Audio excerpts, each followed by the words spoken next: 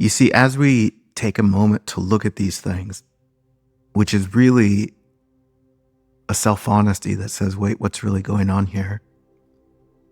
You can recognize that in those moments of frustration, there's an enormous amount of guilt. So there's frustration about being frustrated,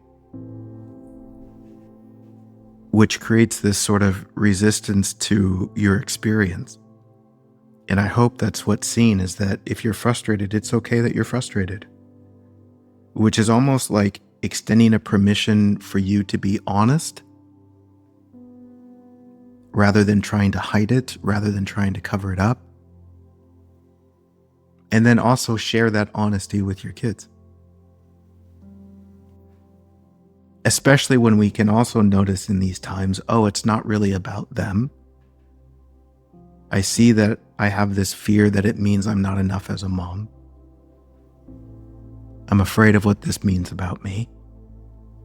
Okay, so the frustration isn't really about them, but yet the reality is that I'm frustrated. I'm scared. And I think it's such a beautiful opportunity and doorway to share that humanity with your child or children. That, gosh, this really scares me.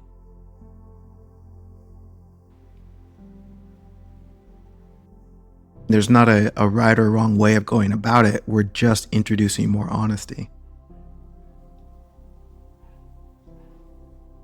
And sometimes as a parent, part of the honesty is making decisions for the lives of these little ones that they might not think are important. And then sometimes it's not. It goes both ways.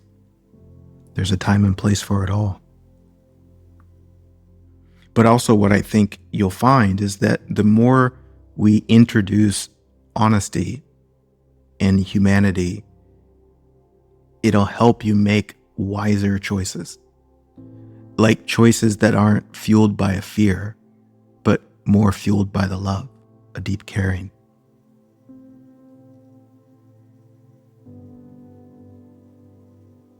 And of course, it'll be messy.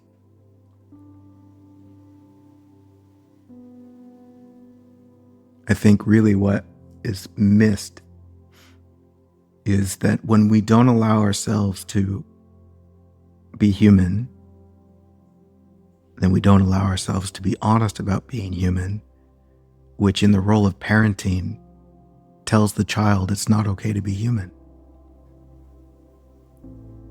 But when we can articulate our humanity, in some way, it's an expression of acceptance for our humanity.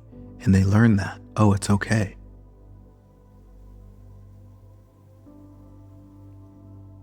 Because, I mean, if we look at our own experience, and I assume it's true to some degree, that when we were growing up as kids, the message we got was it's not okay to be human. You need to match this particular image that helps other people be comfortable, which is don't be a mirror that shows other people where they're dissatisfied. And that is so obviously the perfect role of children to do.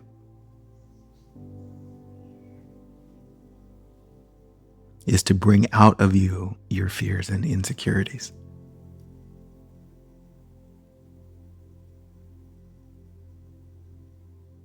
I hope that in some way it inspires a love for your children as they are, when it's seen that it's not really their fault. That in fact, the way that they are is a gift that exposes an opportunity within you to bring love to those parts of yourself that you don't.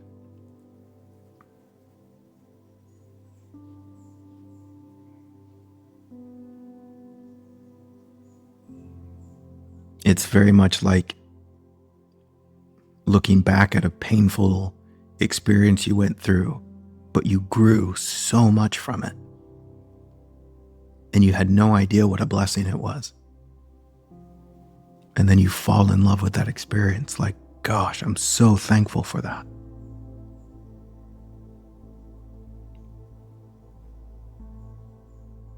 And this is what we're going to discover as it relates to everyone we encounter.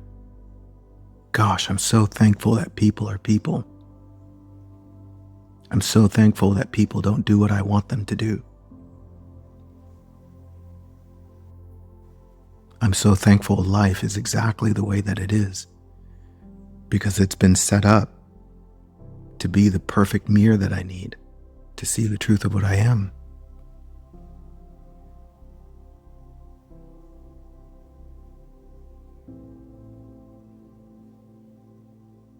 I think it's beautiful how scary it all is.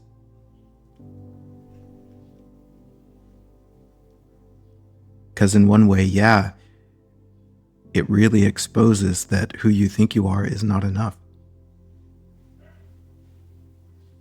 There's a part of you that wants to control it, wants it to be a certain way. And you see that who you think you are is not enough to do that.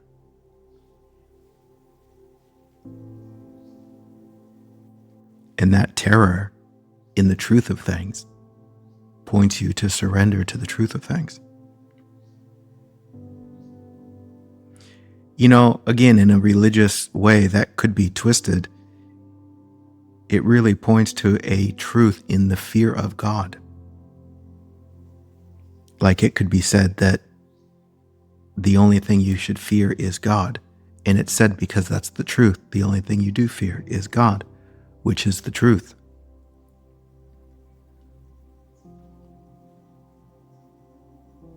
We see how much we can't hold on to. It's true. It's scary. How much control we don't have. It's true.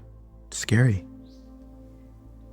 But all of that fear invites you to embrace the truth, to see that the truth is okay. It's okay that only God is in control.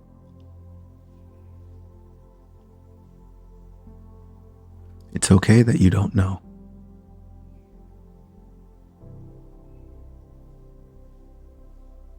It's okay that who you think you are isn't enough. And again, our problem with these things are our resistance to them. Just like the nature of inadequacy. The problem is not that who we think we are is inadequate. Our problem is that we want it to be different.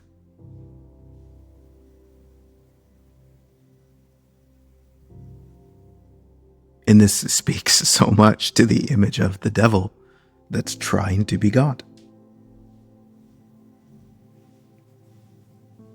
The devil is resisting the way of things and wanting it to be how he wants it to be, and creates hell in the process.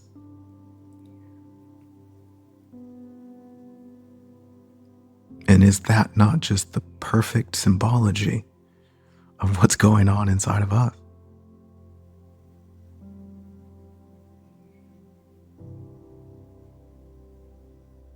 Fighting the way of things rather than surrendering to them.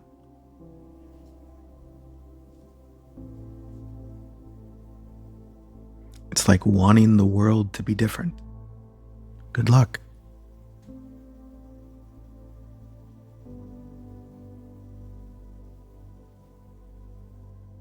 And the more you surrender that idea, you become more open to see what the world really is, and you start to see that it's perfect. It's like, oh, this is actually in my favor. It's like I didn't see what God really created.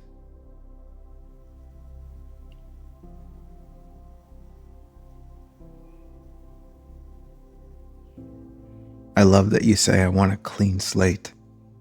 Because in one way, these things that we say that we want, we have them. We just don't see that we have them. And it makes sense that we don't see it because it can be confusing on the level of mind. In one way, the clean slate is a forgiveness toward the experience you're trying to get rid of. And what I mean by that is, it's perfectly fine that you're having the experience that you're having. which we might just call the memory of my childhood rejection. Because you see, on the level of mind that's saying I want a clean slate, it's saying I don't want that thing. I want the absence of it. But really, the clean slate is the absolute allowance of it if it's there. Like, it's not a problem. Because I would also say that the part that sees it as a problem sees it as a problem, right? Like, it shouldn't be there. And what you're experiencing in the it shouldn't be there is the judgment of it. You're not experiencing the reality of it. You're experiencing the resistance of it. Like, it's in my way. And really, it's not. Again, this speaks to recognizing how perfect the world is when we wanted it to be different. There's a perfection in that memory. And the perfection of it is holding space for it in a way that sees the beauty and brilliance of your humanity. Like, it is okay. And when you say it doesn't belong to you, in one way, yes, it's true, but it's also true that it's completely valid. It's very much a part of your human journey. And on your human journey, none of it belongs to you, but it is very much the human journey you're going through. And so it's almost like yes and no. Like, yes, it belongs to you, and also no, it doesn't. Which is also to say, it's also deserving of the love that you are. You could almost see, like, to say it doesn't belong to me is to say it's not deserving of love. But that's not true.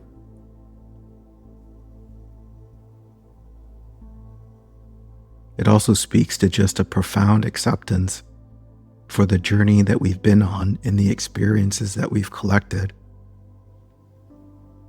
and the things we've been through. Because in our human adventure, we have created innocently many misunderstandings about these things, which are also the opportunity to clarify these things. They are our opportunity.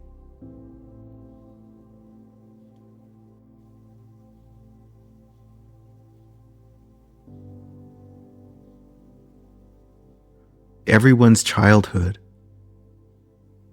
is a collection of misunderstandings. In one way, in our childhood, you have been given the confusion of your parents so that you could help bring clarity to them. Your parents gave you a confusion, which is like an absence of love because of their own fear. And so you've been given this as an opportunity to restore love. And in one way, that's the foundation of your opportunity in this life, is to heal those confusions, which then get passed on. And it's so wild to think that our life is really about the world or our future, right? Like, that's where the prize is, where we're going. And it's like, no, the prize is what you've been given. The journey you've had, which is to collect confusions and gently unravel them. That's what you really pass on. What do your kids take with them? The worldly things that you give them, or the love that you give them? And what is the love that you give them other than your willingness to see things more clearly and then share that clarity with them? That's what they take. And that is such a present moment opportunity. And then also the cycle will repeat itself where you will give them love, but you will also give them confusion. But again, you're giving them opportunity. Do you see? In no way is it wrong. It's just perfect. You're not supposed to give them only love. You're supposed to give them your humanity, which sets up the perfect lesson for them to work through. And in this play and in this cycle, there's simply no other option but to evolve. Not evolve in the way where we have better buildings and technology, but where there's more love, more consciousness, more clarity. And it simply cannot go wrong.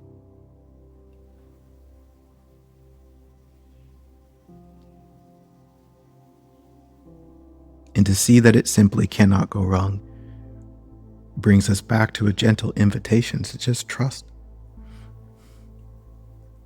and do the best that you can, which is what you're doing.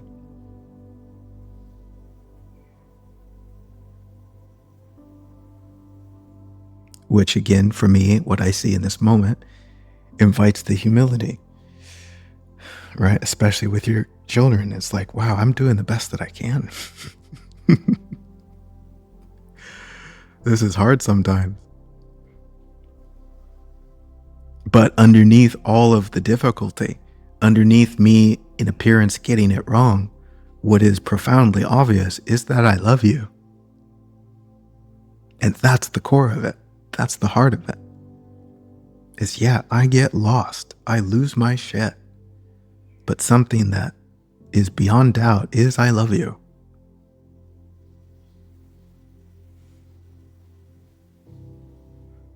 And if that is there, if that is shared, it doesn't matter how bad you think you messed it up. They'll take that love with them. And at some point, they will see and they will forgive and realize, gosh, I love you too. You did the best you could. Thank you. Because that's what we've seen.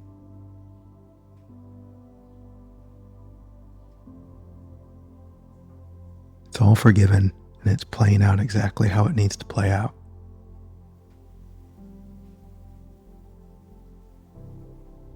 And so be with a beautiful permission to tell your kids, sometimes I am a mess,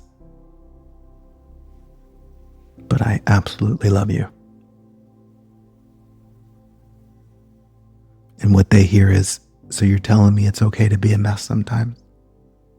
Yeah. And I love you anyway.